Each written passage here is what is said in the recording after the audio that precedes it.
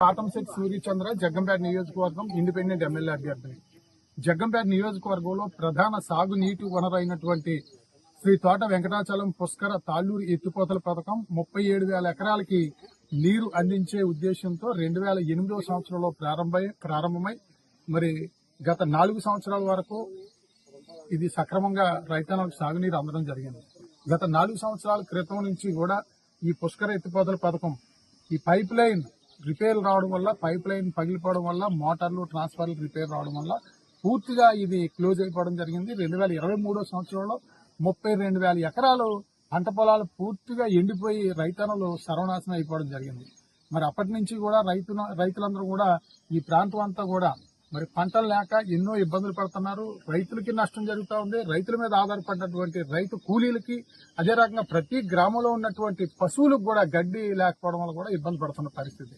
2024 MLA ఎన్నికల్లో కూటమి ప్రభుత్వాన్ని గెలిపించిన వెంటనే మేము ఇక్కడ తాళ్లూరు ఎత్తిపోతల పథకానికి నిధులు మంజూరు చేయించి వెంటనే నీరిస్తాం, గెలిచిన సంవత్సరమే నీరిస్తామని చెప్పేసి ఎన్నికల్లో ప్రతి ఒక్కరికి కూడా 1-4 సార్లు చెప్పి ఓట్లేయించుకుని గెలవడం జరిగింది. గెలిచిన తర్వాత మరి గెలిచిన సంవత్సరమే ఇక్కడ మీటింగ్ పెట్టడం జరిగింది. ఇదే పంప్ హౌస్ దగ్గర ఈ సంవత్సరం నీరు ఇస్తున్నామన్నారు, ఇవ్వలేదు.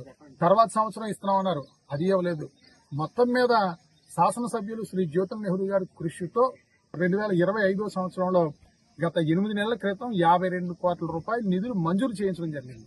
నిధులు మంజూరయ్యి దగ్గర ఫిబ్రవరి 6వ తేదీన ఇక్కడ పనులు మొదలు పెట్టడం జరిగింది. మెగా కంపెనీ ద్వారా ఫిబ్రవరి 6వ తేదీన పనులు మొదలెట్టడం జరిగింది. 3 నెలలు 90 రోజులు అయింది పనులు మొదలుపెట్టి.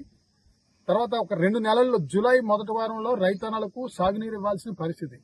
జగ్గంపేట నియోజకవర్గంలో ఈ పుష్కర కాలువ మీద ఆధారపడిన రైతులందరూ కూడా ఎప్పుడు నీరు వస్తుంది అని చెప్పేసి 1000 కలతో ఎదురు చూస్తున్న పరిస్థితి.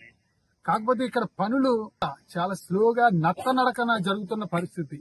ఈ రోజు అంతా చూడడం జరిగింది. మేము పని జరిగే దగ్గరికి వెళ్ళి చూస్తే ఇక్కడ 3.5 కిలోమీటర్లు పైప్ లైన్ ఉంటుంది. 3.5 కిలోమీటర్లకి పైప్ లైన్ కూడా పాత పైపు సిమెంట్ పైపులన్నీ తీసి ఎంఎస్ పైప్ లైన్ వేయాల్సిన పరిస్థితి. 3.5 కిలోమీటర్లో 90 రోజులు ఇలా పని చేస్తే 350 పైపులు తీసారండి. అంటే 2 కిలోమీటర్ల లోపు తీసారు. 2,100 పైపులు భూమిలో ఉన్నవి పైకి తీసి కొత్త పైపులు వేయాల్సిన పరిస్థితి. అటువంటిది 350 పైపులు తీశారు. మరి ఎంత స్లోగా ఉందంటే 10% వర్క్ జరిగింది ఇక్కడ 90 రోజులకి. మరి రాబోయే 60 రోజుల్లో ఇంచుమించు 90% పని జరగాల్సిన పరిస్థితి. హైదరాబాద్ మెగా కంపెనీ నుంచి 1400 ఎంఎస్ పైపులు రావాల్సిన పరిస్థితి. 2 లైన్లు వేస్తారు. ఆ పైపులు రావాలి. పైపులు వచ్చిన తర్వాత మళ్ళీ ఆ పైపులకి ఈ సిమెంట్